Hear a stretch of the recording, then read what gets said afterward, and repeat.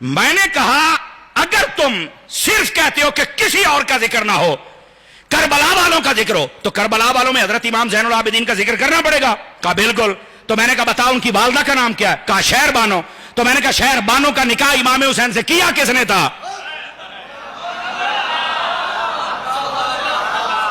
और 3 दिनों तो बाद गाल समझना ले हो, कभी मौके भी समझ लिया करो।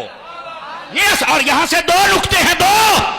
ये निकाह तो पढ़ाया ही फारूक आजम ने था। ये हजरत फारूक आजम का जिक्र तो करना पड़ेगा।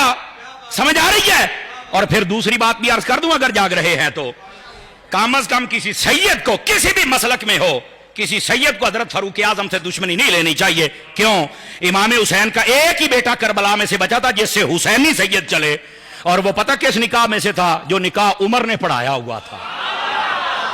इन सैयदों को तो हजरत उमर के नारे लगाने चाहिए कि सरकार जरा तुसी निकाह पढ़ाया सी साडे वड़कियां दा, ओदे विचों असीं हां, ते आई तुसी हजरत उमर दे नाल अगर दुश्मनी रखो राफसियां दे पीछे लग के, तो बताओ फिर तुमने हजरत इमाम हुसैन का दिल दुखाया या नहीं दुखाया?